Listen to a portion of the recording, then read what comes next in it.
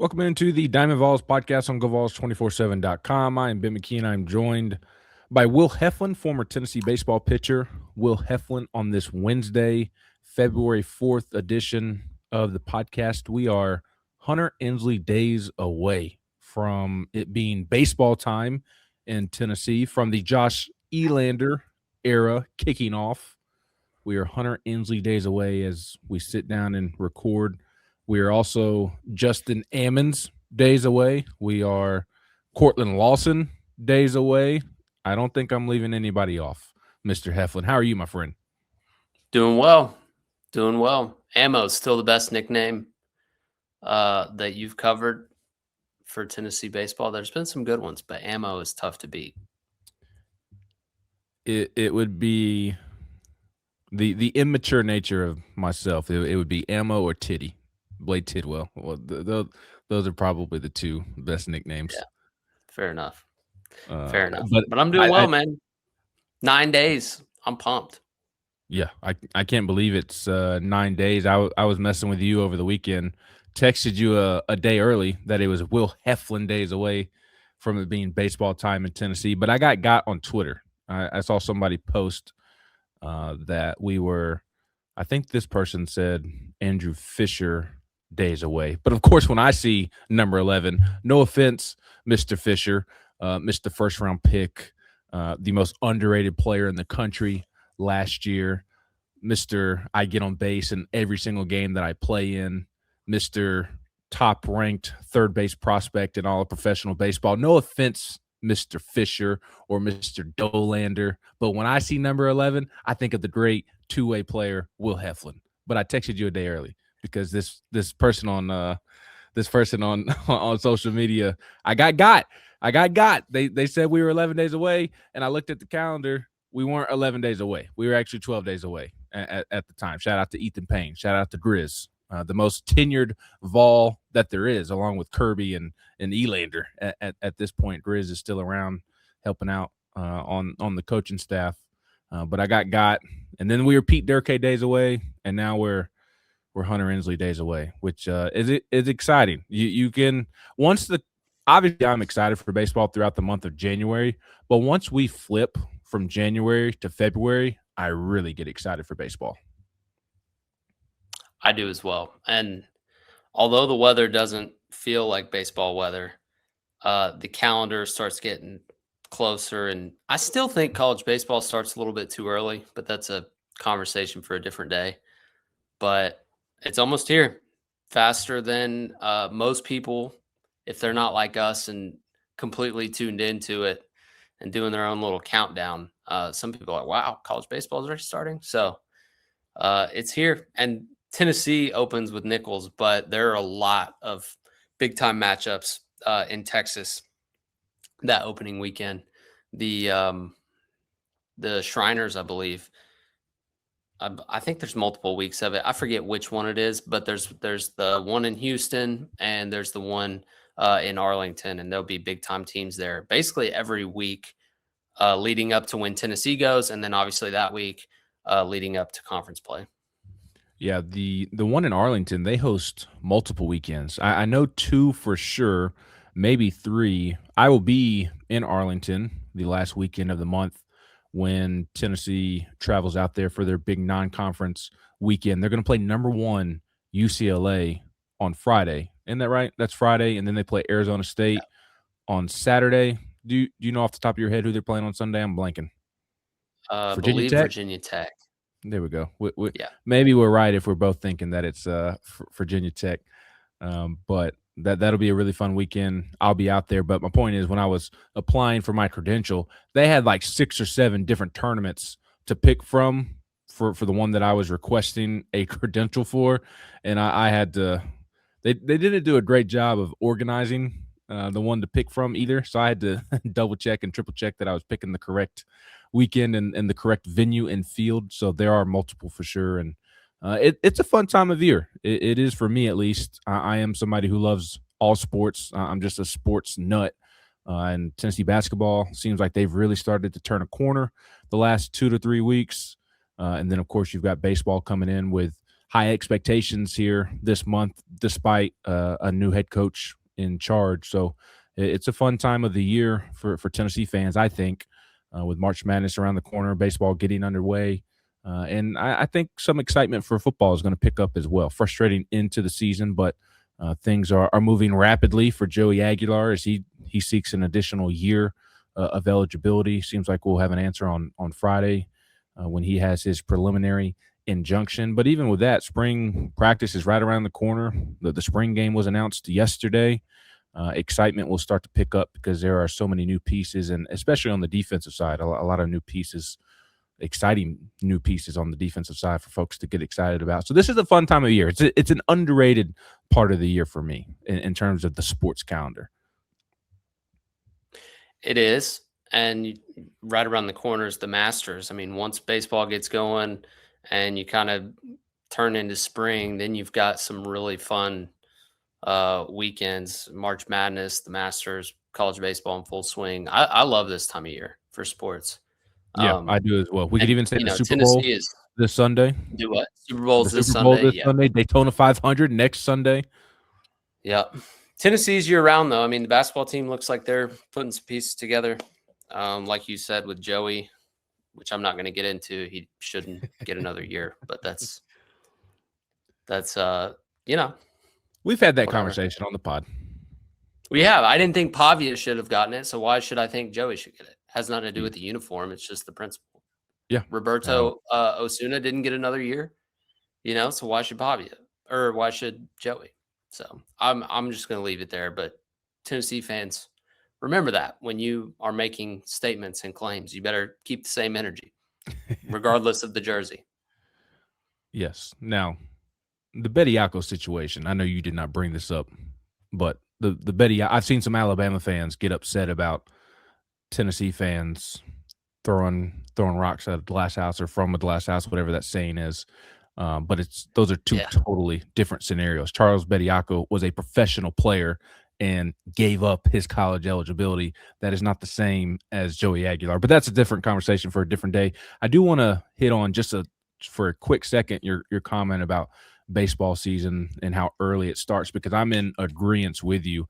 I would like to see it pushed back a couple of weeks as well, and I don't know if it's feasible with the academic calendar. These are student athletes, if you'll remember, that they do have class and kind of go off of the academic calendar.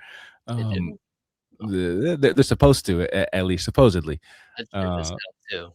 Yeah, but selfishly, because I do cover the basketball team, and Rick has had such great success at Tennessee, they're typically playing several weeks into March, which means if they're playing several weeks into March, they're playing several weeks into Tennessee baseball's conference schedule. And selfishly, I wish I could be in two places at once and cover them both at the same time, but I can't. So selfishly, I would like to see the calendar pushed back for that reason, because I think this year, if I'm not mistaken, the Sweet 16 and Elite 8 weekend, the second weekend of the NCAA tournament, is the weekend that Tennessee goes to Vanderbilt. So if the baseball team goes to Vanderbilt, so if the basketball team advances to the second weekend of the tournament, I'm not going to go cover the baseball team in Nashville, which is always a fun series to go cover, and which is a bummer for me. Although Sweet 16 and Elite 8, covering that is a pretty good trade-off, if I do say so. But it's just my personality. I'd love to be in both places at once, but just can't. But even aside from my own selfish reasons, I hate that we start baseball season in the cold. I absolutely despise it. That's the only thing I don't miss about playing baseball is playing in these frigid temperatures. But also, I had this conversation with a buddy recently. Like, the sports are just eating each other up and spitting each other out. Like, I just got done talking about the baseball-basketball crossover from my selfish perspective. But, like, college basketball isn't affected by it. But it hurts the viewership for college baseball and the start of the season. All those matchups that you mentioned that will take place in Texas, I mean, there's going to be less eyes on it, because at the same time that's going on, conference basketball tournaments and then the NCAA tournament is going on. And, even football, their playoffs are a little bit too long. It seems like we could maybe move up the start of football season, move up the start of baseball season, and be a little concise and like I got done talking about with the early season baseball matchups, there were a ton of early season basketball matchups that were overshadowed by the end of the college football season. And there's always going to be a natural part to that. But it feels like we could maybe move up the start of football season and move up, or I guess delay the start of baseball season, and that would maybe help things out at least a little bit. Yeah, I wouldn't move up the start of football though, because I mean that's like the opposite problem of baseball. You don't want somebody playing football in South Florida uh, in in the heat of the summer if you don't have to. I mean, I guess they do anyways, but it's kind of towards the tail end of that. There's no perfect solution, like you said, because you have to take into account the academic calendar. But just looking at baseball specifically through a silo, there's nothing else in the summer that it conflicts with other than its own summer baseball uh, club deal where, players go off in their summer leagues. But if you were to end baseball a couple weeks later, it's not like it would really affect anything as far as enrolling to school or whatever, because you're talking end of June, early to July to like middle July. I mean, for me, it doesn't change anything. And maybe that 2 weeks doesn't make a huge difference, but I think it would. If you start at early March, then, you obviously you're not going to compete with March Madness, but by the time March Madness is over, you're not into conference play yet, like you said, where baseball is starting conference play when it should get, most of the eyeballs. And it just doesn't until basketball's over. So if it were up to us, we would move it back, but nobody asked us. I just hate how much of I I just just hate hate how the early, cold. That's my main yeah. I mean, I despise it thing, which that's as location well. dependent. I mean, Miami doesn't care that it starts in February, It's like No.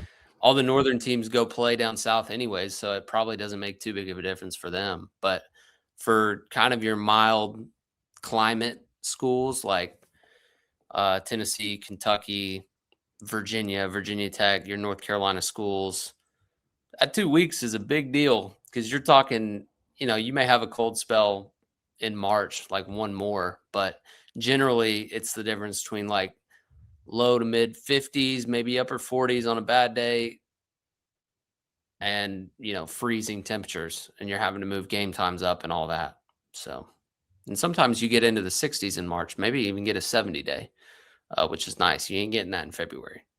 No, not at all. I just hate how much, again, I've said it a bunch already. I just hate how much basketball and baseball crossover. And that's because I love both sports. And some of you probably only don't really watch as much college basketball, don't really care as much in that regard, and vice versa. There's people who watch college basketball who don't care about college baseball. But for those of us who do love both pretty equally, then it is frustrating when SEC baseball play is starting the weekend of the SEC basketball tournament, and for the teams in the league that go deep into March, I mean, we're missing 3 to 4 weeks of SEC baseball play, and there's only 10 of them, so that's almost half of the SEC schedule by the time basketball season is over. But I guess it's a good problem to have, considering the success that Rick Barnes has had, because if he had not gone to back-to-back Elite Eights and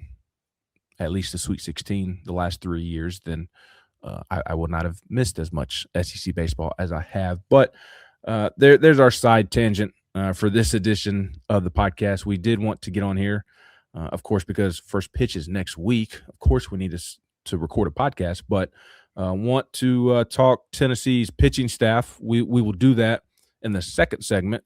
Before we get to Tennessee's pitching staff, we're going to talk about these preseason rankings, because Tennessee has been kind of all over the map in one ranking. Perfect Game has them at number 3 in the country to start the season. And then the other 3 that have come out so far, Baseball America has them at 13. D1 Baseball, which is the one that we go by, has them at 14. And the coaches poll that came out on Tuesday has them at 15. So you do have 3 publications who are thinking along the same lines. But Perfect Game is an outlier, having them at number 3 to start the year. When you hear those rankings, what is your reaction to that, Will? I think to A&M immediately, and I've said this multiple times. I don't know if I have on here, so apologies for repeating myself. These publications are covering their tail because they got burned on A&M last year. A&M lost their head coach, but retained their entire roster. They did well in the portal, and they were absolutely loaded. They returned most of their innings, most of their big hitter bats, and it just did not work out under the new coach. So I feel like Tennessee's being punished because A&M they basically said, oh, Schloss doesn't matter, right? It's kind of what they said. And now they're like, we're not making that mistake again. And then my reaction to Perfect Game, having them at 3, is like, they're the other side of the spectrum where they're just going off what they see on paper, which is their number 1 recruiting class. Tennessee's 2025 freshman class is number 1 on Perfect Game. A couple big transfer portal gets in Henry Ford, Blaine Brown, Garrett Wright, a couple arms, Evan Blanco. I'm blanking on several guys, but they're looking at what's on paper and saying, okay, the talent is top 5 roster. We're going to put them at 3. So that's kind of where I'm at with it, is like, I agree with all of it. It's like, I agree with D1 at, just inside the top 15, because they need to see it. They need to see Elander bring it all together and wear the new hat, and all these new players too. Like, keep in mind, this team didn't play together last year. It is a ton of different roster pieces, and your main returning guys are really sophomores who didn't play every day. Manny Marin played a lot. Newstrom played a lot. Jay played a decent bit. But none of those guys were every single day in the lineup, except for maybe Manny down the stretch. So the ceiling is astronomical and the floor is pretty dang low. I don't think it's as low as A&M was last year. I think that was a really weird situation that just the train fell completely off the tracks, and they had some injuries on the mound. But I don't think Tennessee should look too much into this. Coaches will always say preseason rankings don't matter, and I tend to usually agree with that. I always think it's a good baseline starting point. This is one year where I'll say Tennessee baseball, the preseason rankings have never meant less. It's like, because they don't know. They don't know. If they knew, they wouldn't be so spread out. So I think it's fair, kind of on both sides. Yeah, I do think it's fair. Do I think that Tennessee has a top 5 roster in the sport? Absolutely. Tennessee is as talented as anybody in the country. And I have not done a deep dive on what I'm about to say, but I would think, just off the top of my head, that maybe the only rosters in the country that are more talented, certainly LSU. I think LSU is probably going to have the most talented roster in the country every single year, especially with the role that they are currently on. And then the other team that comes to mind when you talk about most talented roster in the country is a team like Texas. They just always seem to have dudes on their roster. And that is a more complicated question. I am dumbing it down. But outside of, I mean, we can just even keep it at LSU. That's the only school in the country that probably has a more talented roster than Tennessee. I mean, we've heard Josh Elander in interviews leading up to the season talk about the number 1 recruiting class that they currently have, and last year's number 1 recruiting class that are now sophomores and expected to take a big leap. They did well in the transfer portal. Like, they absolutely have a top 5 talented roster, and they are capable. I think it's fair to say that they are capable of winning the national championship, certainly getting to Omaha. That's how talented the roster is. But I can understand ranking them in the middle of the top 25 rankings, because do I think Josh Elander is going to be a phenomenal head coach? Yes. Do I think he is going to succeed? Absolutely. But he hasn't proven it yet. And to your point, we as a sport are coming off a year in which Michael Early was in the same position as you just detailed, and it did not go well at all for a multitude of reasons. And again, I don't think that's going to happen at all with Josh, but he just has to go prove it, is my point. I mean, he has to go prove it. How many young up and coming coaches in all of sports have we thought, oh, he's the next big thing, and he wasn't. It's different. It's a different pressure cooker when you're the main guy. And for the millionth time, I think Josh will handle it well. I think he's going to have a great deal of success. But he has to go prove it, and especially when people outside of Knoxville are looking at Tennessee on paper, that's where their mind is going to go, and why you're going to see them in the middle of the rankings. On top of what also you said is that number one recruiting class that is now sophomores, they need to go prove it this year as well. That they have a lot to prove, just like Josh Elander does. Well, that class, I think, finished at like 2 or 3. I'm saying the freshmen now finished as the number one class, the 2025 class. Your Appenzeller, all the guys who are freshmen now are technically the number one recruiting class. And you're right about LSU. They're actually pretty similar. LSU did well in the portal. Very similar. You could argue maybe Tennessee did better, or LSU did better. I think both of them really just filled the needs that they had. So hard for me to split hairs there, but LSU's in a similar position in that they lost a ton. Like Cade Anderson, their front end guy, Liam Doyle, our front end guy. Right now, LSU returns a little bit more in the lineup, specifically Milam, and he's kind of that rock in their lineup. I think they can feed off of him. So LSU, you're right. They're always going to be there. Tennessee's best roster every 5 years and LSU's best roster every 5 years are going to look very similar, and all the ones in between, right? But I will say this. As much as we get caught up in A&M, just because we're talking preseason rankings, if you fast forward to the end of the season, who did LSU beat in the national championship? Coastal Carolina. How many years had Coastal Carolina's head coach been the head coach of Coastal Carolina? That was his first season. So there's examples on both sides, but from preseason ranking perspective, I just think it's an overreaction to Schlossnagle leaving A&M and A&M being the unanimous preseason number one team in the country. But roster-wise, like, look at UCLA. Everybody's so high on UCLA this year, and they have Rock, the shortstop, who's probably going one-on-one in the draft. Outside of him, Tennessee's roster is better, flat out.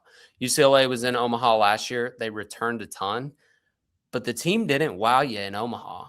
I never thought, even though they were there, I was like, I never thought this team has a chance to knock off an LSU or an Arkansas or a Coastal at the time.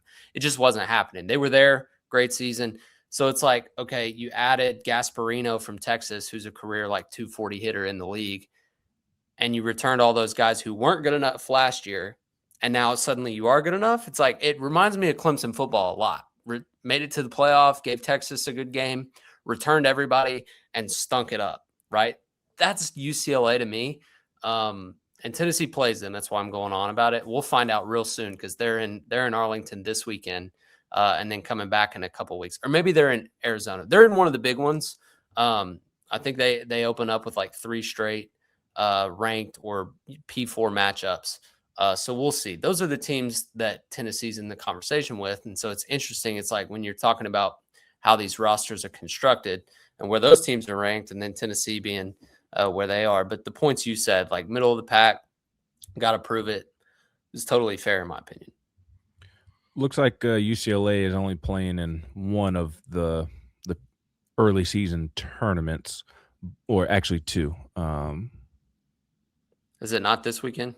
Or no, they're just playing in one, but they do have a pretty. They host TCU their second weekend. They open with UC San Diego, host UC San Diego for 3 games at home, which UC San Diego usually has a pretty good team. And then week 2, they host TCU. Okay, so we'll find out against TCU. Go to Arlington. TCU's one of my Omaha 8 predictions this year. Okay. You want to give us your other 7 while you bring it up? Sure. I'm putting you on the spot, so you don't have to. Actually sent it out in a group text today, so happy to pull it up and share, make sure I don't leave anybody out. I just got done poo-pooing on UCLA, but I do have them in Omaha. They're going to roll. They're going to run the table in the Big Ten. Oregon's not as good this year. The Big Ten's not great.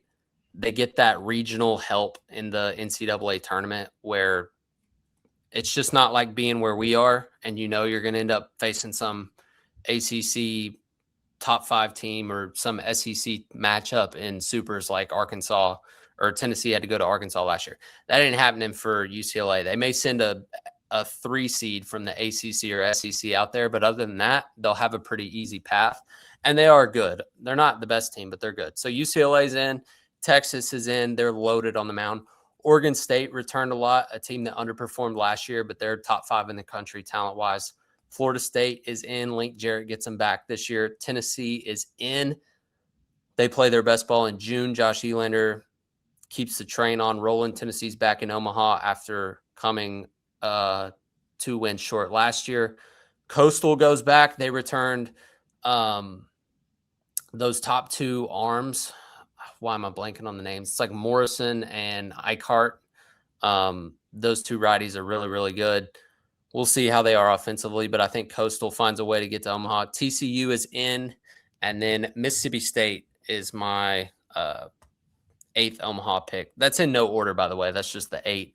And then Mississippi State has Brian O'Connor in his first year, did some amazing things at Virginia, but you give him a fan base like Mississippi State in baseball that's going to show up and be rowdy. He's going to have a home field advantage like he never had. He brought a ton of talent with him. And Mississippi State is primed and ready to get back in the mix. So those are my 8. I'll probably be like 3 or 4 out of 8 when we look back on it. That would be pretty good. But Which that's, team do you hope makes it the most? Which team do I hope makes it the most? Yes. Vandy. Vandy. Yeah. I can't believe you left. Oh, I'm sorry. I thought we were being smart, Alex. we are being. I hope Tennessee makes it the most. I guess after Tennessee, if Tennessee can't be my answer, who I hope makes it the most would probably be Florida State. I love Link Jarrett. I like his demeanor, and my granddad taught there before he taught at Tennessee, so I've never hated Florida State. I'm surprised you got to throw that reasoning in there so people can't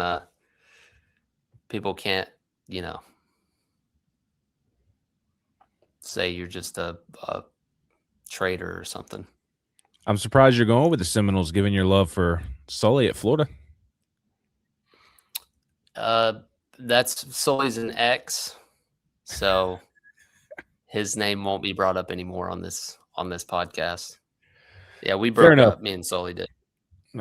Condolences. And you know what? I'll send you some flowers. I've got no hard feelings. I mean, he did it to himself, so he's got no reason to be mad at me. He did do it to himself. Let me ask you this before we hit a break. He had multiple chances too. He did. Let me ask you this before we hit a break. Come back and talk a little Tennessee pitching. What gives you? We're going to be super optimistic here to end the first segment. Look, we're going to keep it a buck when we need to. We're going to be real when we need to. We're not afraid to speak our mind. I think we've proven that over time.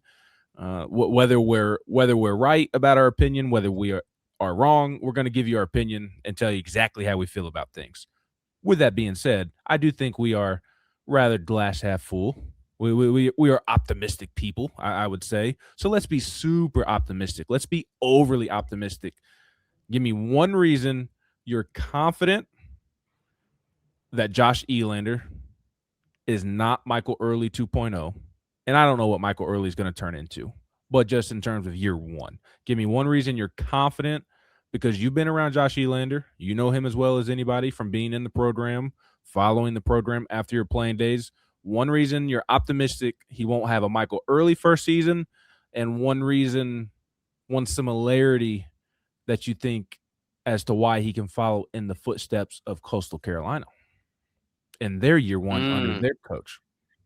That's an alley-oop. He and Schnall are extremely similar in terms of demeanor, right?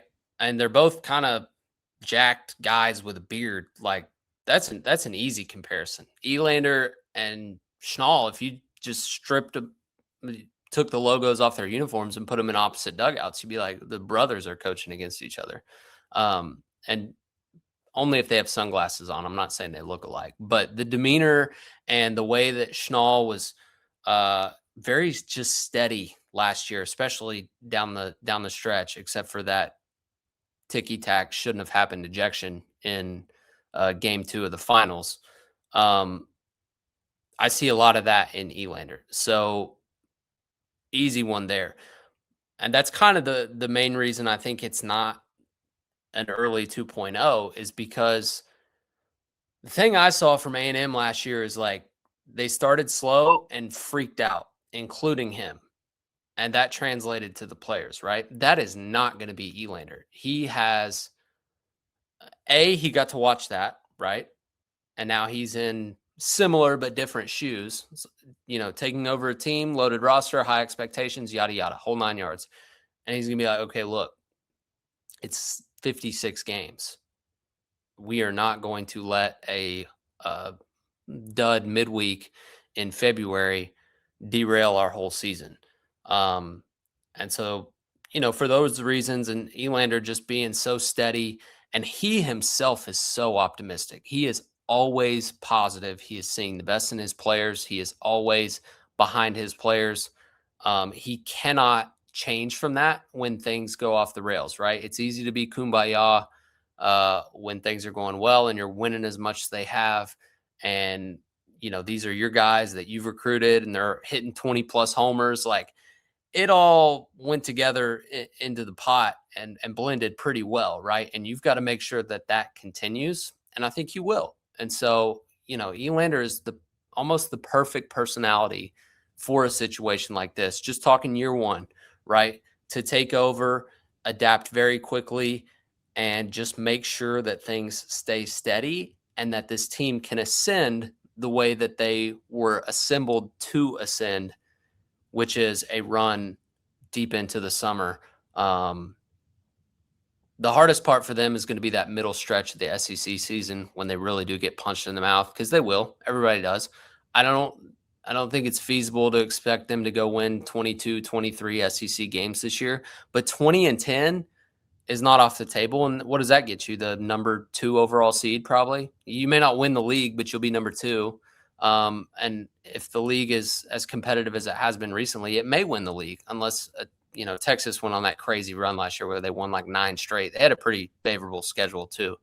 But a lot of years, 20, 21 wins, that'll win it for you. This team could very well get to 18, 19 if they're better at home this year. I just think Elander's demeanor and the way he treats every day as a process and is so optimistic himself, there's no way it's early 2.0. Yeah, I totally agree with you. I love his temperament. I think his temperament is really going to serve him well. He is an optimistic personality, but there's also a sense of realization of he understands the game. He understands that, okay, right now I'm the new flavor of the month. Everybody's loving on me. Tennessee people think that I'm just going to pick up and, right where Tony left off and keep it moving. But when he does take that first punch in the mouth during SEC play or the first time he faces some criticism, I don't think his personality is going to do a 180 whatsoever. He's going to be the same guy no matter what. Very process oriented, very, very optimistic about just continuing to push through, grind through.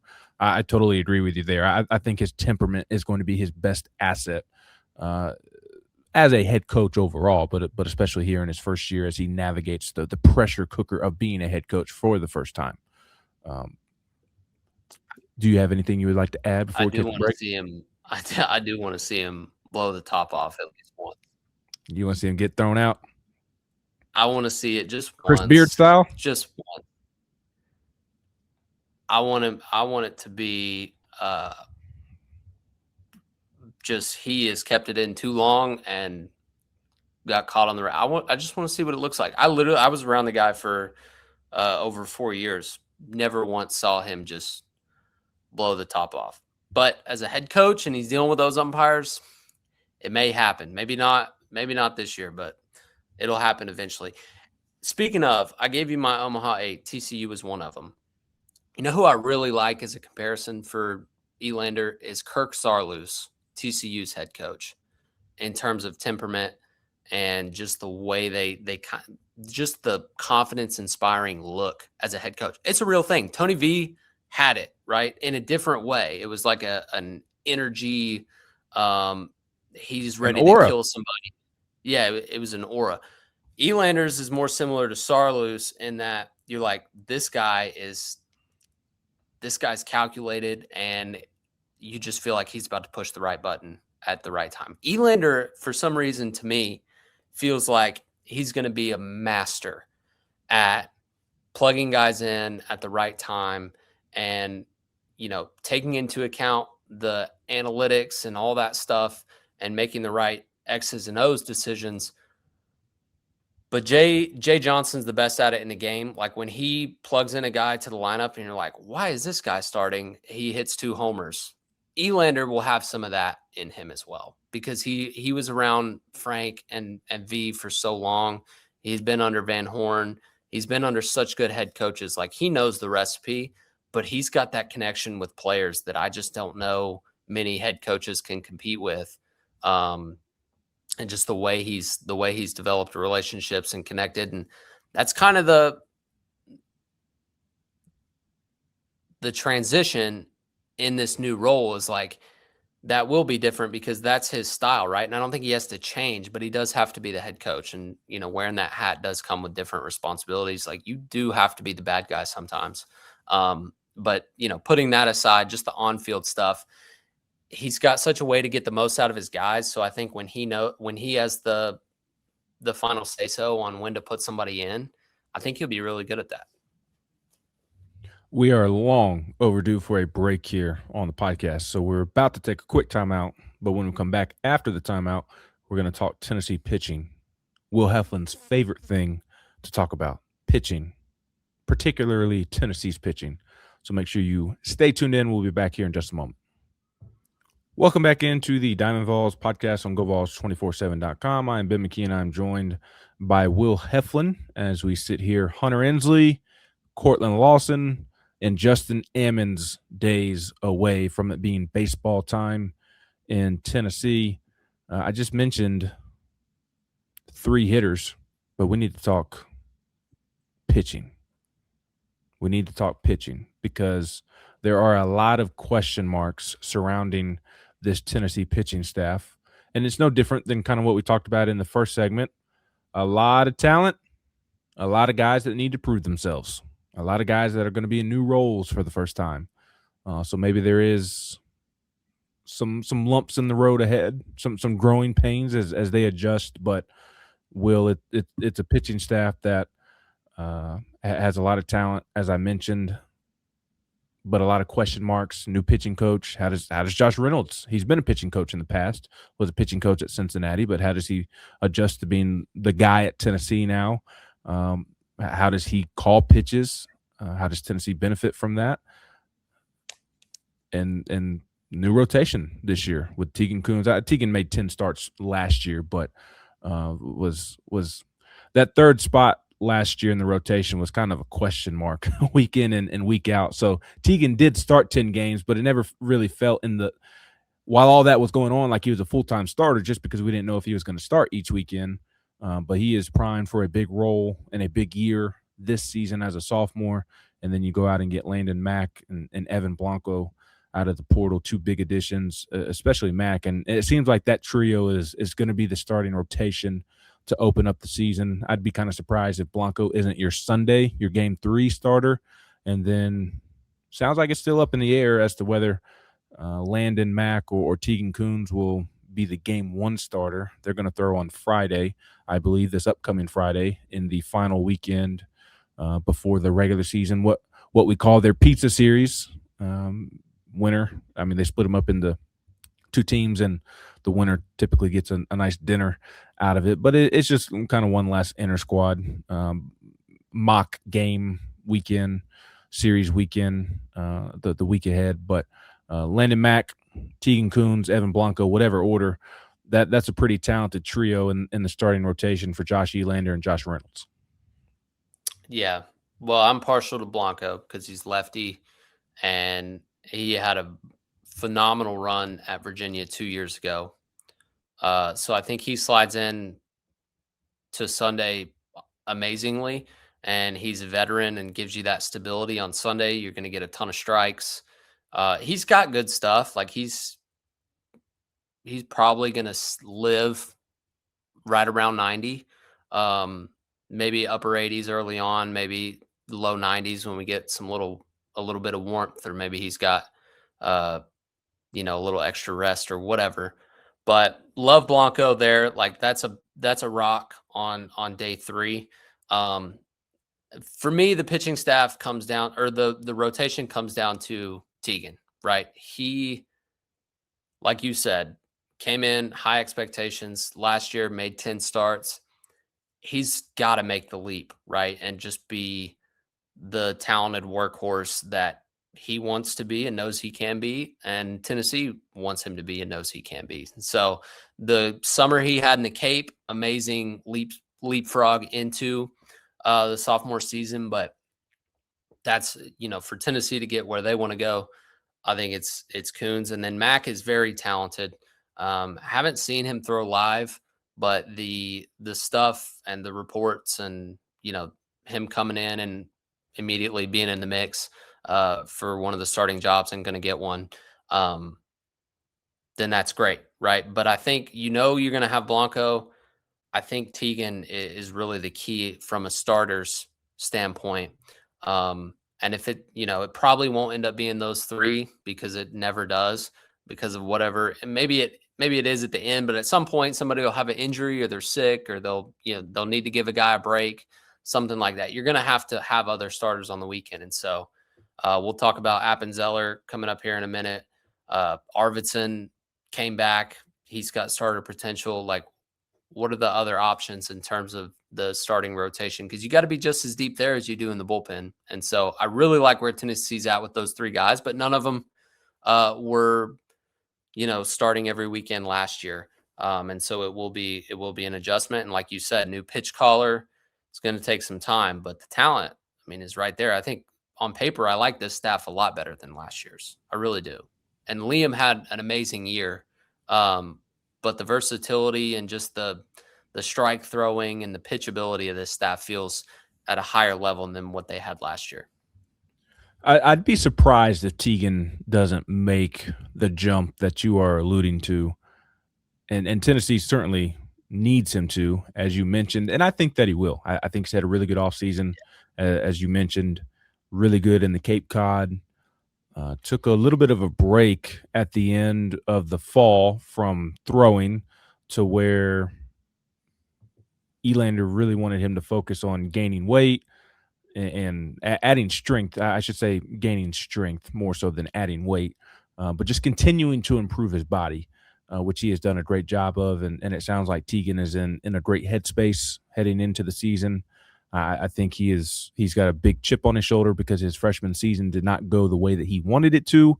And this is the money year for him. He's draft eligible this year, and he has the potential to be one of the first pitchers drafted come July. So this is a big year for him, and I think he's very motivated after a strong offseason to live up to the potential that he knows that he has. And look, I think Landon Mack also has to make a big jump. I think people kind of just don't view it through that prism because he had success as a true freshman last year at Rutgers, but you're in the Big Ten. You're now moving to a better league.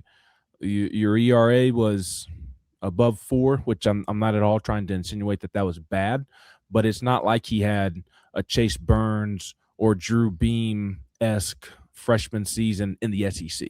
So there's a jump that Landon can make as well, and I think he'll make that jump as well. It's just he's not kind of talked about in that way because he's viewed as this big portal get that Tennessee got over LSU, and people think that will automatically translate, and I think that it will, but he's just got to go prove it. Is my point. But there's a lot of talent there, and I really like the makeup of what appears to be the rotation to start the year because you've got some premium stuff going on Friday, Saturday, however that sorts out with Teagan and Landon. I view them as 1A, 1B, right? Who cares who starts Friday? Who cares who starts Saturday? Two of the best pitchers in the SEC. They're going to go shove They do. regardless, and Tennessee should benefit. They do individually. They all do for sure. But at They the end do. of the day, whether you're starting on Friday or Saturday, you can get to where you ultimately want to get as long as you just handle your business. Because last time I checked, you're facing the same lineup on Saturday as you are on Friday. When you play LSU and Texas and Mississippi State, unless there's an injury or something, those teams are going to run out the same lineup on Saturday as they will on Friday. Game 2 as they will game 1. So I view it as Tennessee kind of having co-aces to start the year, and we'll see if it ends up playing out that way. But excited to watch them against outside competition. And Blanco's, he reminds me of Chad Dallas a lot, man. He really does. Just that gritty attitude on the mound and that pitchability. I think he's going to prove to be a really underrated addition from the portal in the SEC this season. To me, the X factor, we kind of talked about Teagan in this sense, but Brandon Arvidsson is just as much a X factor as he was last year. We talked about it all last year. His ceiling is as high as anybody in the entire country. I know. But can he – we know you know. But can he piece it together consistently? I don't – I mean, we just got done previewing the rotation, so we don't think that he's going to start in the rotation, mostly because he's been dealing with some soreness. But he seems like even aside from the soreness, he's kind of the swing guy, the guy that can do it all. And he's going to have to carry quite a bit of weight for Tennessee staff this year once he gets over this soreness, which is not believed to be anything serious.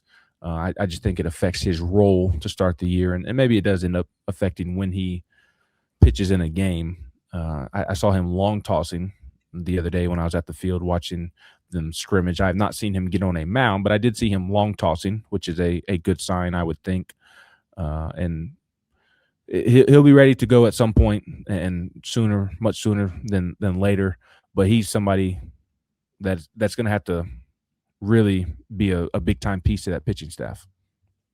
Yeah, he is. And he grew so much right in front of our eyes last year and threw some unbelievable innings down the stretch. I'm still thinking back to that Texas game in the SEC tournament. It was like, wow. But I've always been on the Arvidsson train. I was #early to – I mean, the first time I saw him, it was in the fall in a scrimmage, and I was like, holy cow, who is that guy? I know I've went on and on about Arvidsson, but you're right. He does have to be the swing guy. He's also got to be a guy that can get the last 3 outs or the last 6, just ready for whenever they think they need to use him. And if they think they need to use him as a starter, then go do that as well. But he can give you length. He can give you strikeouts. He really should be the early favorite in the SEC for stopper of the year if he does stick in the bullpen, because I think Volantis from Texas is going to start this year. Those are your 2 premier lefty bullpen arms, and I'm sure I'm forgetting somebody from Arkansas, which I do apologize. I'm sure he's going to be really, really good. But or some transfer that came in, I'm sure it's going to be awesome. Elsewhere, there's plenty of good guys around the league, but those are 2 big names out of the bullpen, and Arvidsson has to be that for Tennessee to give them the ability to mix and match more. I think the biggest issue they had last year is like Arvidsson came on so late that they couldn't build the weekend around him, right? It's almost like when you have a guy like that, yes, it helps you when he's out there, but it really helps you when you haven't used him yet, or you already have, right? Because then you know where you stand. And that was the thing when you had Sean Hunley. When you had in 24, it was like the Kirby and Combs combo. It was like you built other games around those guys. And it's like when you have a guy like Arvidsson, then you build your Friday around him. Okay, how much we up by? We don't need to use him, or we need to use him now, and then we know where we stand for the rest of the week. When everybody's kind of jockeying for position the entire year, then you never really know. And it kind of felt like sometimes we would make moves in the bullpen. And it was like, why do we do that here? It's like, because we weren't sure who was going to own what role, and nobody really did until the very end there with Arvidsson. And so that's kind of what the value he brings, not just in when he's out there, but also what he adds to your planning capabilities, if that makes sense. One, it's going to be a key piece to the bullpen as well, because we assume that Arvidsson will begin the season in the bullpen. One thing that you touched on a little bit earlier in passing, and one thing that Josh Elander continues to harp on in his interviews, is that they really felt like they needed to rework the bullpen, do an extreme home makeover addition to the bullpen, and that's what they did. They did not like that they did not have different looks last season. There's too much similarity coming out of the bullpen last year. So this year they wanted to make sure that they have a good balance of lefties and righties, make sure the arm slots are different, make sure that they're not just all guys that throw premium velocity, that they're guys that you do have velocity, but then you have a Brady Frederick whose knuckles are dragging the ground as he's pitching, and his pitch is dancing all over the place. That's different than what you're going to see from when Bo Rudy comes in with what they call his alien fastball, right? You want different looks, because that is so hard on hitters to not only prepare for, but also you don't want them getting comfortable in the box. And when they're seeing the same looks over and over and over again, they're going to get comfortable. And Tennessee believes that they now have a bullpen that offers a lot of different looks. So we'll see. I still view the bullpen as a question mark, because, in my opinion, the main guys after Arvidsson are going to be Braden Krenzel, who has to take a step forward this year for Tennessee, Mark Hindy, who's coming over from Duke, and can he make the jump to the SEC? I think that's a question mark. We talked about Arvidsson. Brady Frederick transferring in from ETSU. He's got the funky look. Had some success against SEC teams while he was at ETSU, Tennessee being one of them. Pitched well against Vanderbilt, if I remember correctly. But how does that translate in 30 games of SEC play once the scouting report gets out on him? And then Bo Rudy is this year's Tanner Franklin, the guy that's going to come in and just throw absolute gas. So those are kind of the top bullpen names, in my opinion, to start the year, at least looking at it on paper. And there will be some other freshmen mixed in as well, but we're going to have a separate conversation about the freshmen, so I'm kind of leaving them out right now. But Krenzel, Hindy, Arvy, Frederick, Bo Rudy, those are, to me, the older guys in the bullpen that Tennessee needs good years from. They do. And Krenzel was really coming on last year, and then had to miss a couple weeks and just wasn't the same when he came back. Because, it was like early middle SEC play. He was starting to be like the guy, the go-to guy, especially on Sundays. They were piggybacking. Is that what it was? He got sick, I think. I think he got mono. Yeah. He was piggybacking Coons.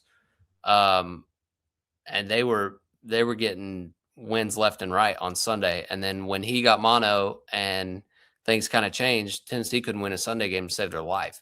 But I don't know Rudy yet, but you do need at least one guy who's going to come in and just, light up the radar gun. It is 2026, and so you will have that. And Arvidsson certainly doesn't throw slow, and neither does Krenzel. He's low to mid 90s, but he's power sinker. That's kind of his game. Here's the thing: when you put those names out there and group them together, and you compare them to last year, and I don't want to disrespect last year's group at all. They were extremely talented, and I'm really talking Snead, Franklin. RV was in that group. Krenzel was in that group. And it just never felt like that group came in and expected to slam the door. It was almost like they got beat up. It may have been that A&M game, and just for whatever reason could never get momentum back. And that was just a real issue last year. Think about this group from what I've seen, and Frederick we're going to be partial to because he's a Knoxville kid. He's coming over from ETSU. Like, you just feel like that's going to work out, right? But this group has a little bit of the demeanor you need. You know what I mean? Like, there's a certain belief coming out of the bullpen that really has nothing to do with your stuff. I mean, with all due respect to Redmond Walsh and Kirby Cannell, and even myself, in different roles, there's no reason that those guys should ever have more success than a guy like Franklin or Snead coming out of the bullpen. The stuff isn't even on the same planet, right? But Redmond Walsh and Kirby Cannell had those figurative, huge, you-know-what. And Camden Sewell, put him in that group too. His stuff was really good, but it was different. Hunley, same way. Combs' stuff really good on the Rapsodo, but his was a demeanor. Like, those guys on the 24 run and a couple of those guys that were really good on the few teams prior, they all had that in common, right? And it was just, there's something different about a mentality coming out of the bullpen that, yes, you need different looks. Yes, you need different stuff. You can play the matchups all you want, but you and I both know college baseball is less about matchups when it's nut cutting time. And it's about, who does the coach trust to go out there and find a way? And it's like, that's what it ends up being. It's like, find 3 guys that know how to find a way. And when you've got some versatility like we do, and you got a guy scraping his knuckles, and you got a guy, from the left side who's just going to come in and bore cutters in on you, and you've got a guy who trusts his fastball because it's from outer space, that's kind of what you need, right? Arvidsson certainly showed that at times. And I think when you have a group do it collectively, they all get better for it. So I have less question marks about the bullpen than probably you do.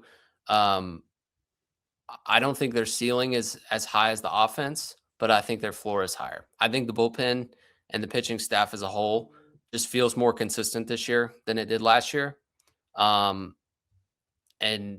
win, lose, or draw, we'll feel better about what we saw from the pitching staff. That's my prediction. Now, the hitting, more talent overall, in my opinion.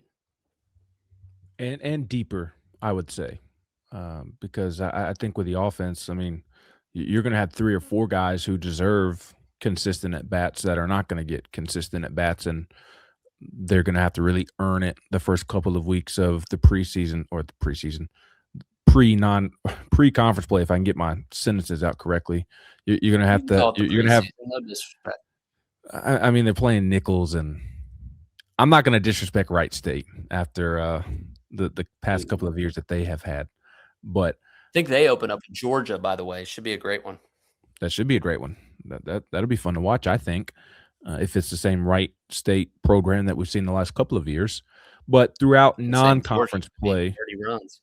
Yes, throughout non-conference play, leading up to SEC play, there are going to be some guys who don't get consistent at bats that deserve consistent at bats, and they're going to have to really take advantage of the few opportunities that they do get, quite frankly. And I just don't see that with the bullpen. I think you have like those guys that are going to get limited opportunities in non-conference play are the freshmen. There's a lot of turnover in the bullpen, and I do love that it's a new look because it features so many different looks, but it also is a lot of guys that need to prove themselves at this level. None of the guys that we talked about, Krenzel, Hindy, Arvey, Brady Frederick, Bo Rudy, none of them have proven they can do it consistently in the SEC. And just my personality, looking at it on paper in early February before the season starts, that worries me. Just because I think I kind of think like a coach in that sense of I want to know what I have. Rick Barnes talks all the time about how the thing that he cares about most as a coach is when he goes into a game every single night, he wants to know what he's going to get from this player, what he's going to get from that player. He hates the inconsistency, and when he shows up and he doesn't know what he's going to get from his point guard or his small forward or his center. And that's kind of what the bullpen feels like to me right now. A ton of potential. I like the individuals and their potential, but a little bit of a question mark for me until they prove it. So we'll see how that plays out. But there's certainly a lot of talent, and a lot of that talent comes from this freshman class. There's four names that I want to highlight, and these aren't the only guys. So I don't mean to leave anybody out in that regard. But the four that I have at least heard the most about is obviously Cameron Appenzeller, who was a borderline first round pick, could have been this past draft, but elected to come to school. He is certainly going to receive quite a few innings this season. But then the other names that people may not be as familiar with are Ethan Beato. He's a 6'3" pitcher from Texas. I believe he played at South Lake Carroll, which is a big high school in the state of Texas. Is that the Dallas area? Yeah. South Lake Carroll, big football school, big Yes. athlete school. Yes. And he's a big athlete. If I'm not mistaken, you need to fact check me here. I know these three guys went to the same high school, and I think it was South Lake Carroll. Clayton Kershaw, Scotty Scheffler, and Matt Stafford, I believe, all went to South Lake Carroll. I know Clayton Kershaw and Matthew Stafford went to the same high school. Scotty Scheffler, Wikipedia says he went to, well, it said it, and then I clicked on it, and it clicked off. I don't know. I'll look it up when you're talking about these freshman pitchers. I'll have it here in just a second. Oh, they were Highland Park. Okay. All three of them And together? it was, I think it was just Stafford and Kershaw.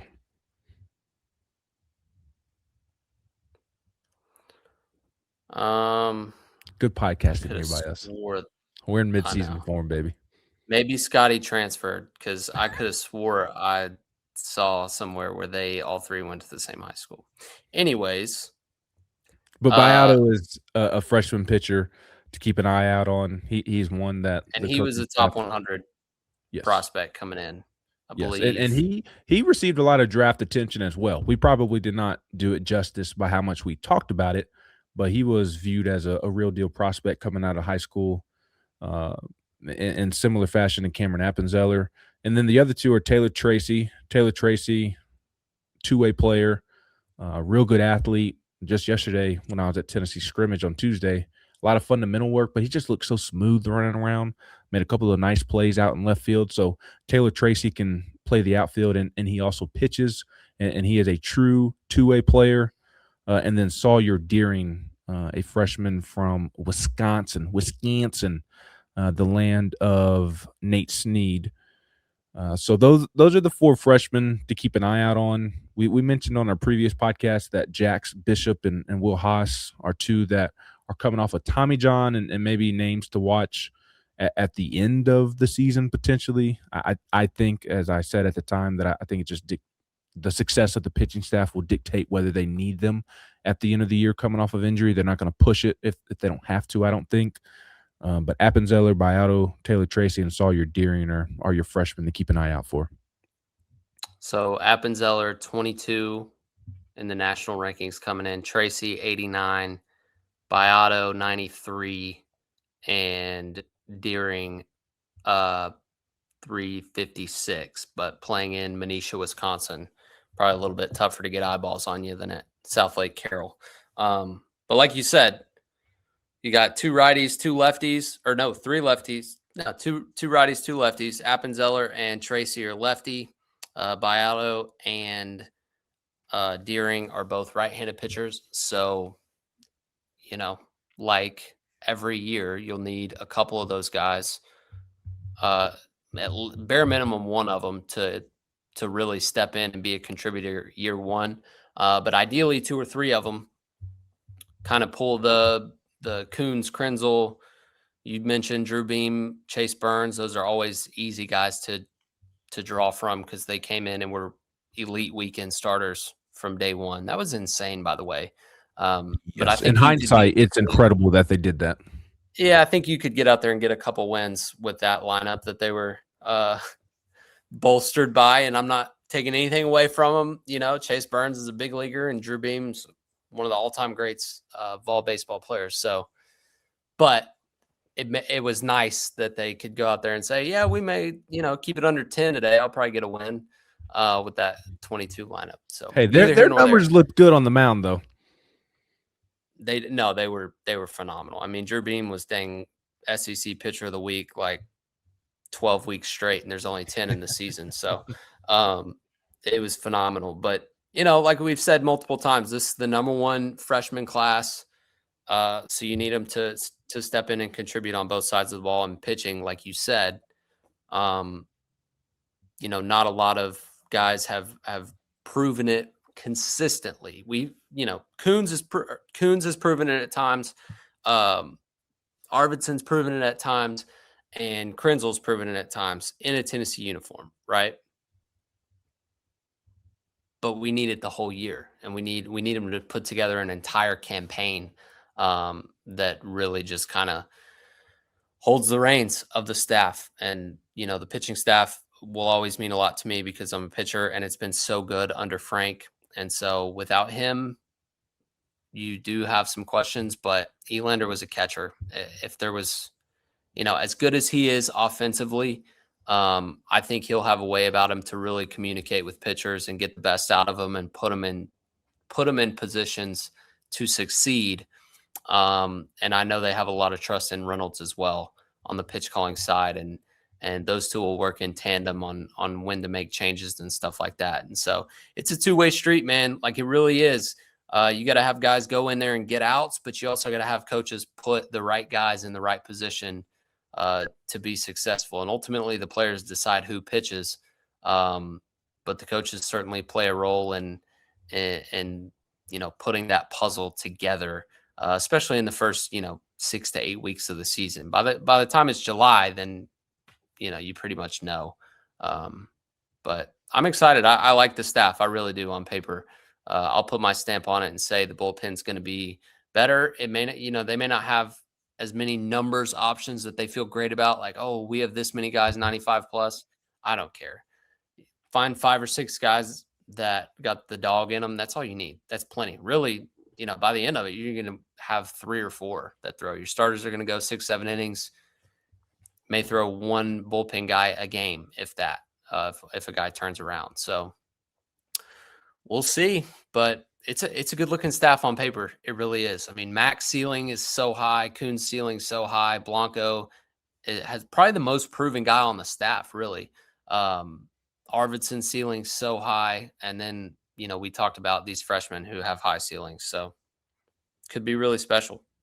And I think Bo Rudy's going to be fun to watch as well with his alien fastball. I'm going to say that 1,000 times as an FYI. Mr. E.T. is what we'll call him. I love describing somebody's fastball as an alien fastball. Like we talk about Ammo having the best nickname.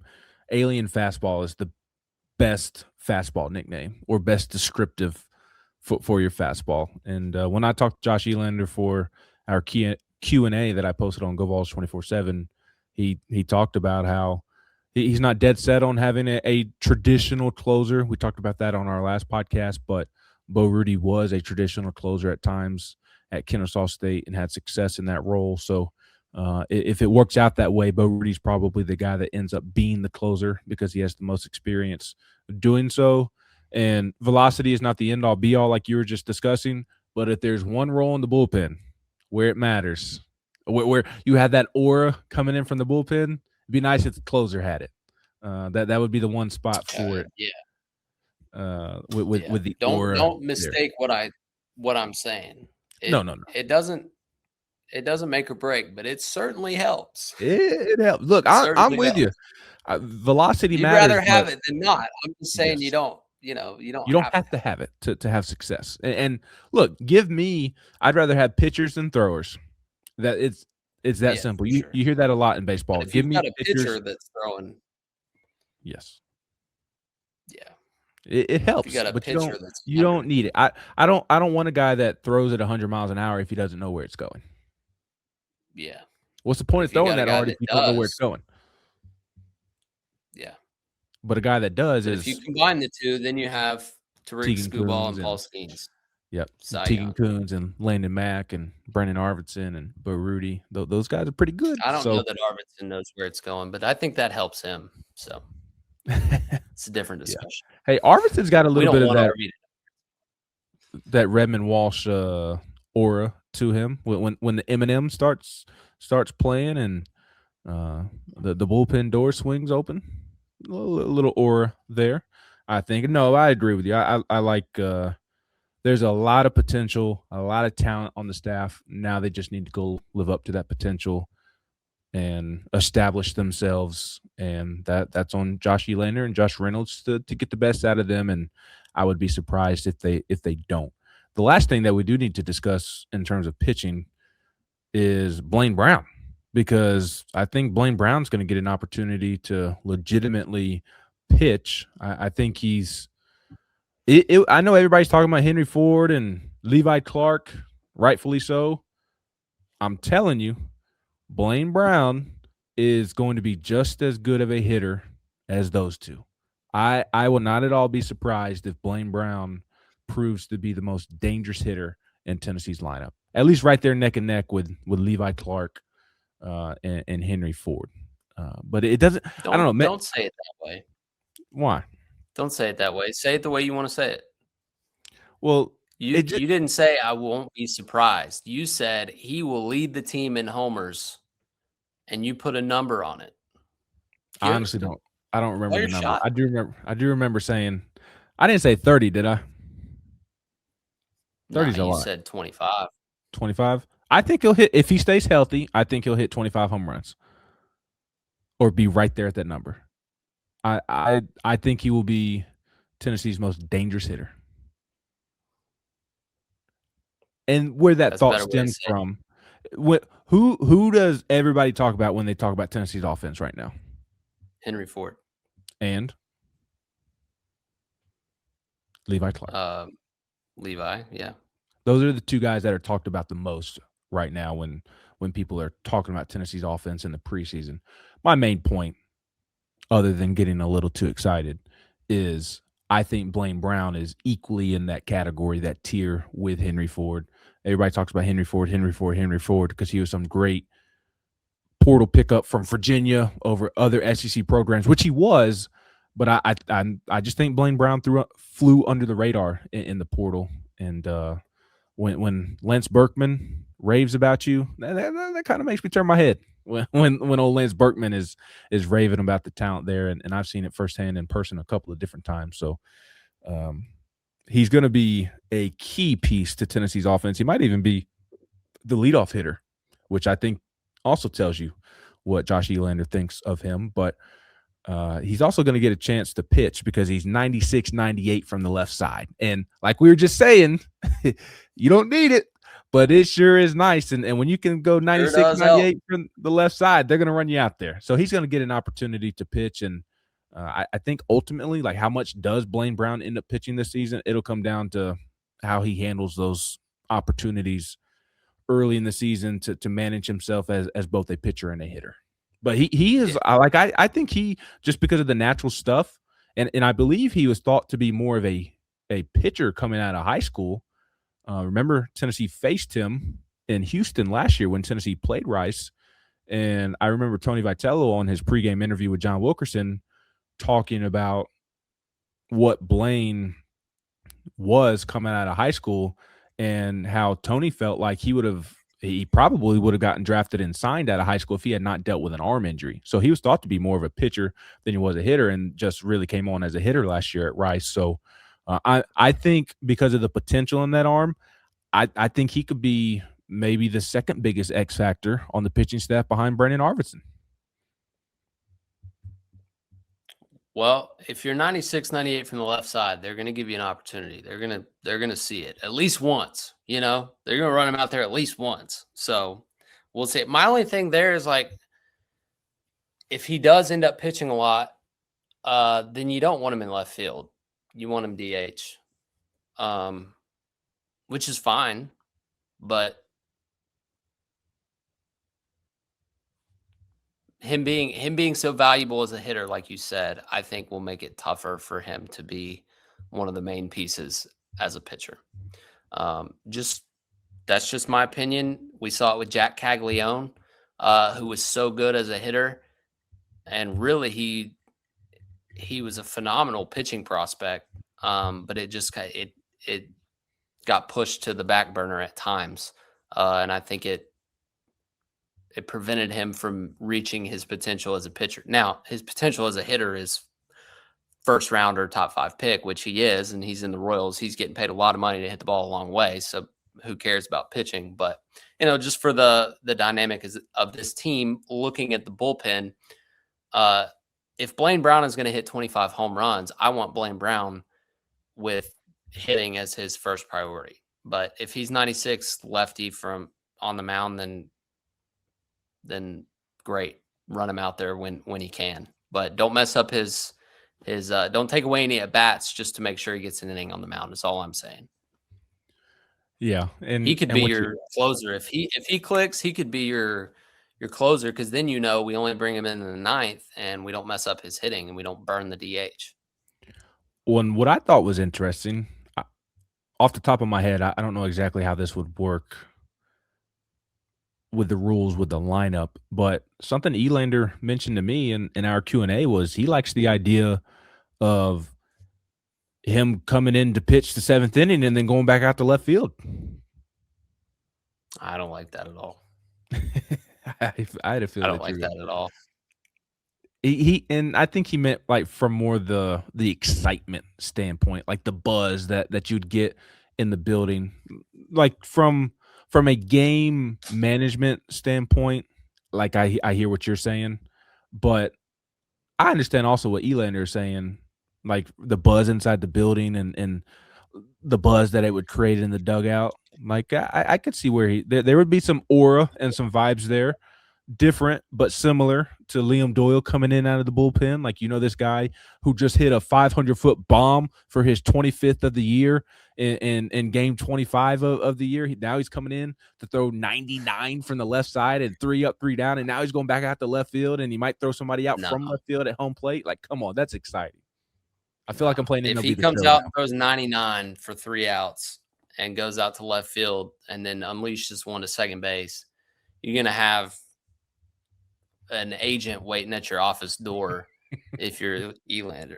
And if you want to get into all that in super regionals in Omaha, sure, but let's not make a habit of sending the upper 90s lefty out to left field after his mound appearance. Last thing we need is losing him as a hitter and a pitcher for that reason. Yeah, no, you're right, and I don't think that Elander will actually do that all the time. I mean, maybe we see it once or twice, but I think it reminds me of Drew Gilbert in 21. Or was that 2020 when he got some pitches or some innings before the season shut down? He pitched in 20. He's similar. He came in as a pitcher and ended up being a hitter. He didn't pitch in 21. I think he threw like 2 innings. Okay. Yeah, I was thinking of 2020. He hated pitching.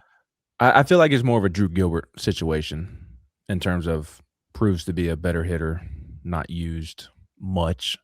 But they have maintained that he's a true two-way player. He's going to get an opportunity to truly pitch. And I think it boils down to 2 things. A, how much does Tennessee's pitching staff need him?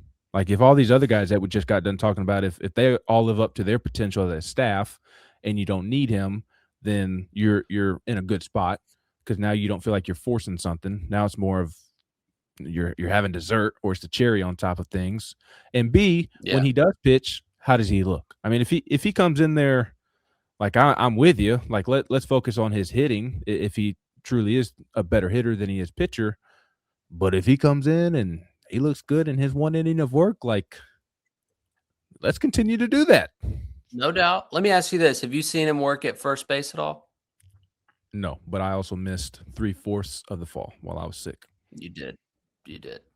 I mean, Levi can play left, so that was my thought. I'd be much more comfortable sticking him at first base than the outfield after pitching.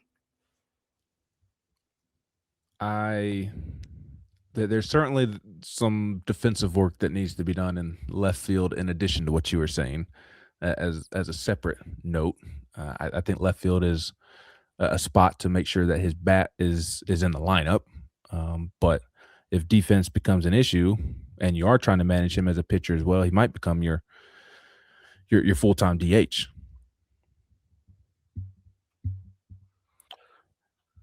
They'll figure it out. It's a nice problem to have given his talent on the mound and at the plate. But I really do believe, again, I feel it feels Drew Gilbert-esque in terms of there's a decent bit of hype surrounding his pitching coming in, and then he doesn't end up pitching a ton. It does kind of feel similar to that to me. But what you hope, like I said, is that the rest of your pitching staff lives up to their potential as a staff, and you don't necessarily have to rely on that. And we'll see how it goes, regardless. And remember, we'll need more guys like that on the roster, though. That's exactly what I was about to say. Yeah. Yep. I mean, they're making it a point to have 2 to 4 two-way players on their roster each year, and this year, I mean, Taylor Tracy is a two-way player. Blaine Brown, two-way player. Like you've got a couple of two-way guys on your team for a reason because of the new roster limits. So we can sit here and talk about what's the smart thing to do. They may not have a choice at times but to throw Blaine Brown. Yeah. I came in too early, man. Could have stuck out the two-way thing if it was a little bit more bang for your buck like it is now. I'm sure you can find an extra year of eligibility somewhere. 96, 98 from the left side and 25 homers, but, I could have filled some scrimmage innings, I guess. Well, the way things are going now, I'm sure you can find a year of eligibility somewhere. Yeah, no kidding. I'll just put in my suit next week. Just make sure you get the right judge. Yeah, no kidding. Don't get the one Alberto got. I didn't get to comment. You did bring up the Bediako thing. It is different, and I don't agree with that any more or less than like he gave up his eligibility because he decided to turn pro, and the others gave up their eligibility because they used it. They used it all. You have 4 years plus a red shirt. The COVID thing threw everybody off, but these guys are past COVID now. Okay. I think this was Joey's already, 6th year? Like this was his COVID year, wasn't it? Yeah. I believe so. I mean, come on. What are we doing here? I agree. I think JUCO years are college years. I went to a junior college. It is college. My classes, some of my classes at Calhoun Community College in Huntsville, Alabama, transferred to Tennessee. So if JUCO years are not considered part of how many years you were in college, then why are their classes transferring to meet prerequisites at a major university? So, like, I agree. Like, I don't think JUCO years should not be counted. They should count towards your years of eligibility. It's college, junior college, community college. It is college on a lesser scale, but it's still college. But I don't have as big of an issue with somebody arguing that it shouldn't count towards your eligibility at the D1 level because it is a different experience. It is a different level of college. I disagree with people arguing that, but it doesn't bother me near as much as the professionals who get drafted, play in professional basketball games, whether it's the G League or NBA. They play in a professional game, and then they're coming back. And like, honestly, I don't blame Joey because he's not going to make $2 million in the NFL. So, like, while all this craziness is going on, I'd be trying to do the same thing if I was Joey. Even though I think that JUCO years should count, I'd be still trying to get my money. Yeah, but that's the issue with it is like even Joey doesn't really think that he deserves another year. He's just trying to chase the bag the same way that Kitzelman and Pavia did. And like I don't blame him at all for that, but they opened this can of worms. And really like I don't even agree with some 30-year-old who never played or like, let's say you play minor league baseball for 5 years and then you come back and play college football. It's like your clock should start when you graduate high school and you've got, we'll give everybody a gap year. Let's say they, have life happen. So you've got 6 years from the time you graduate high school to play your 4 college sports years. And if you've waited longer than that, you're too dang old. I mean, this is college athletics. These are 18 to 20, really should be 21-year-olds, but 22, 23. We've got 24, 25, 26-year-olds in college athletics now. I guess with a lot of 24-year-olds were because of COVID, 23, 24. But like, dude, if you're 25 plus, I mean, you're done. You're done. And I don't care where you played, JUCO, NAIA, Division II, Division III, Division I, college is college from an eligibility standpoint. So I think just because the landscape changed, and here's the thing that my argument against Pavia and Joey, and like they both turned into high major quarterbacks. Congrats. Like Pavia was dang Heisman runner up. Like that's awesome. Nobody told him he couldn't go to Vandy out of high school. He didn't have the offers. He went to junior college, which led him to New Mexico State, which led him to Vanderbilt. It's like you're saying that JUCO doesn't matter. You wouldn't be at Vanderbilt without JUCO. You know what I mean? So like your point about the college classes credits transferring is the best argument. It's like, well, if JUCO years don't count for sports, then why did my classes credit transfer? It's like, it's college. It really is. So I just think it's dumb. For Joey's sake, I don't blame him as a Tennessee fan. If he gets to play, I'll cheer for him, but I don't think he should. And so I hope Tennessee fans don't hate me for saying that. I said it the same for Pavia. So well, it is what it is. Fans feel the same way. I mean, Swain and I had the same discussion on Tuesday morning Swain event, and Swain and I both agreed that JUCO years should count towards eligibility, and most of the people on our text box agreed that JUCO years should count. So it feels like the consensus is that people feel as if JUCO years should count. But again, my only point, I don't disagree with anything that you said. My only thing was the Pavia, and what gets me going is more the Bediako stuff than the Pavia or Aguilar stuff. That was really my only point. Is the Bediako stuff is worse in my opinion than I can swallow the JUCO years and live with it. Dwayne Brown having to defend Charles Bediako two Saturdays ago in Tuscaloosa. I mean, what are we doing here? Dwayne Brown's an 18-year-old. When did Bediako get drafted? 2.5, 3 years ago. So how old is he? When Dwayne would have been a freshman or sophomore in high school? How old is Charles Bediako? Like, why was he able to come back? Because it hasn't been. Because he came back because the judge that ruled him a restraining order was an Alabama booster. That helps. But the argument from Bediako's standpoint is that he never played in a professional basketball game. He never signed he never played for an NBA team in an NBA game. Yeah. In his mind, playing for a G League team, signing a couple of Exhibit 10 contracts with the Toronto Raptors, and I believe it was the Indiana Pacers, maybe the Sacramento Kings. In his mind, that doesn't count as him playing in the NBA. Although I view the G League to the NBA the same as I view junior college as I do to college. So that is their argument is, hey, I was not drafted.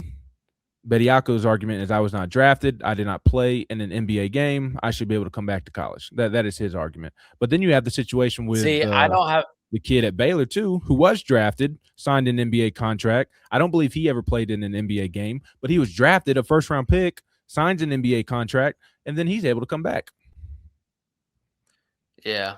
Call me crazy. I've got less of an issue with that as I do these guys that have used all of their years. Now, if Bediako is like 25, then that's he's got to be 23 or 24.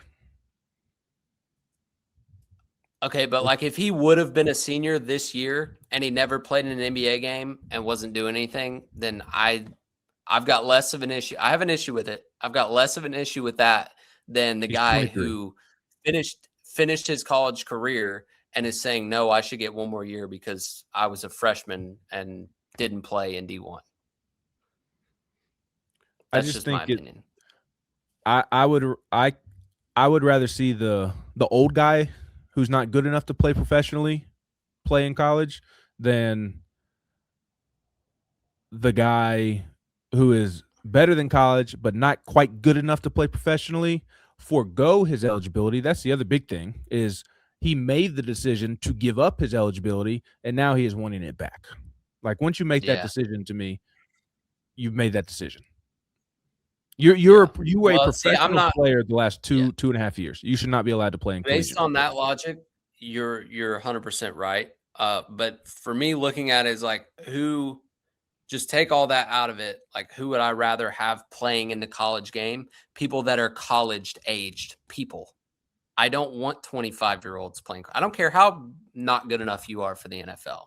You played your time. It's time to go. That's what makes college is like you've got these kids that are out of high school and it's kind of that bridge into adulthood.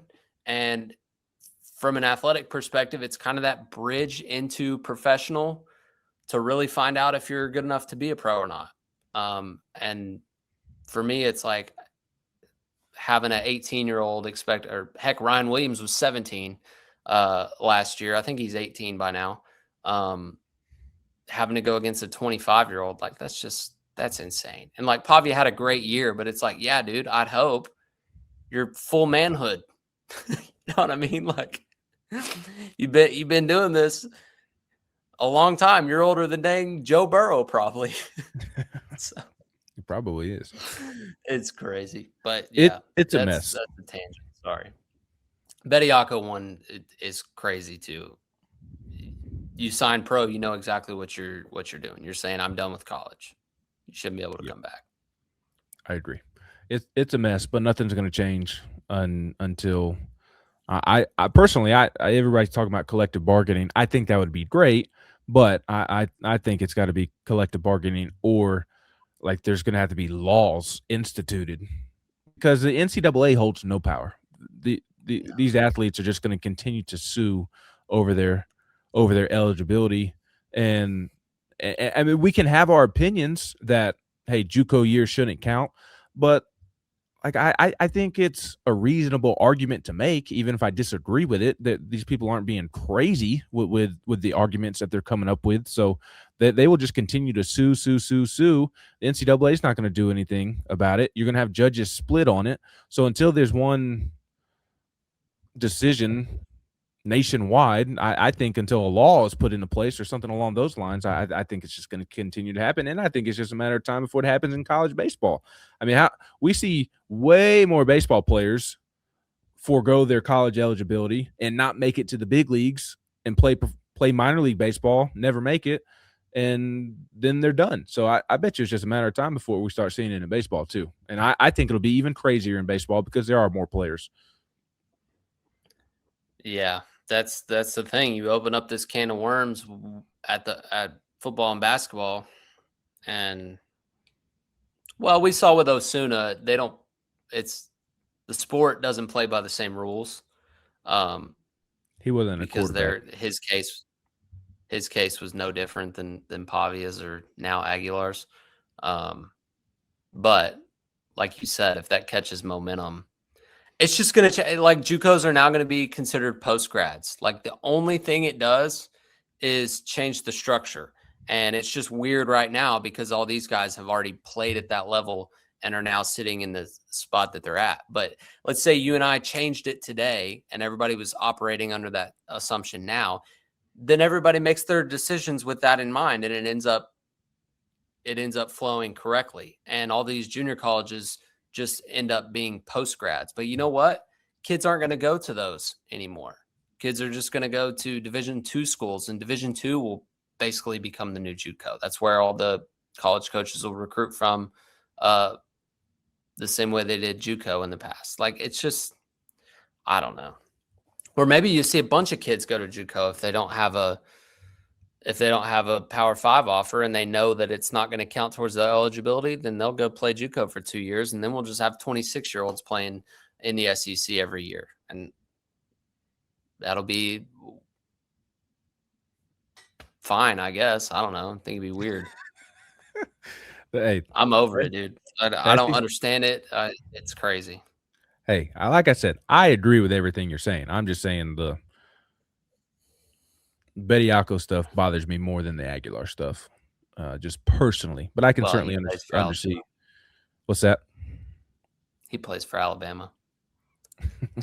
That's why. Yes, that's exactly why. That's the only reason why I believe that is because he plays for Alabama. The only reason. And Aguilar plays for Tennessee. What? Said as long as you admit it, that's fine. Oh, William. All right. We've went way too long. As we always do. It is like clockwork. This may be just a man podcast, but we are consistent in one thing, always going way too longer than we should. So at least we are consistent in that. But we will be back next week. I believe you can expect podcasts from Will and I every Wednesday-ish.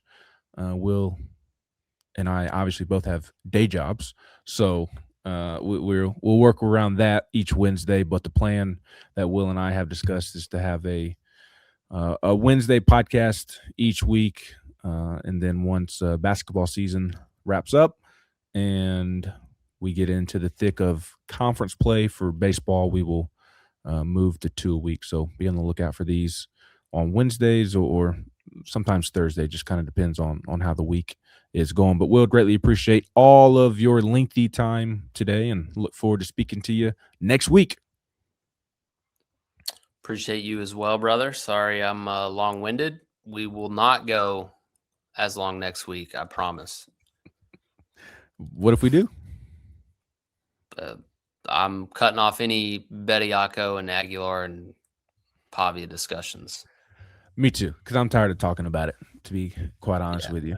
But we will be back next week, hoping to have a guest with us as well. Appreciate everybody tuning in, and next week we'll have some baseball games to preview, what we want to look for and things like that. We'll be Todd Helton days away from first pitch this time next week. Nope, I did it again. That was pretty good. We'd be 2 days away, not 3 days away. Who's your number 2? Chris Burke, baby. Thank you, Ben. Thank you, William. For Will Heflin, I'm Ben McKee. This has been another edition, an extended edition of the Diamond Vols Podcast on GoVols247.com.